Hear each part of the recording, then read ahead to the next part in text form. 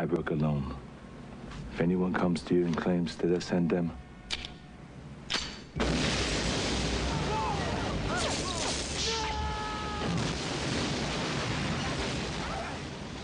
when it comes to action stars, Arnold really does work alone.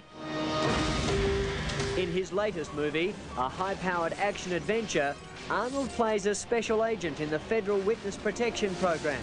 You always think about one thing, and that is to make this movie bigger than anything else that you've ever done in the past. Try to outdo the Terminator, try to outdo the True Lies and the Total Recalls, and also other people's movies as far as I'm concerned. Are you hit? What? Are you hurt? Are you bleeding? I don't think so.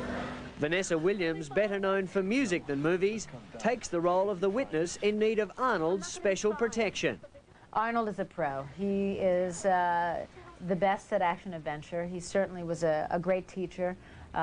He's got one of those personalities that it's the same as his body. It's larger than life. His presence, you walk into a room with Arnold and you can just feel the masculinity pouring out of him.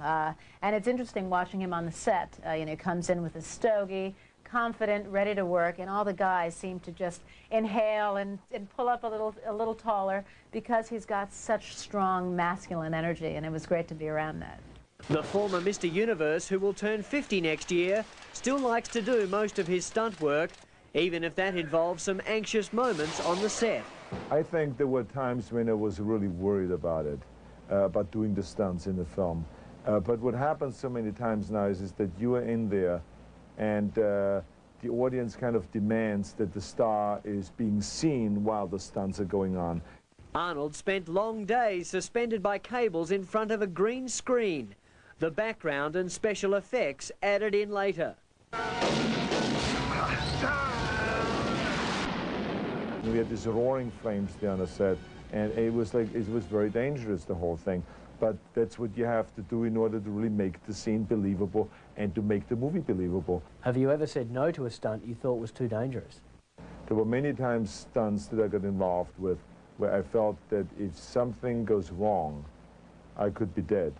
And then I would rather have the stunt people do it that are really highly trained in those kind of things. So Arnold leaves life or death stunts to professionals. The results, though, are impressive.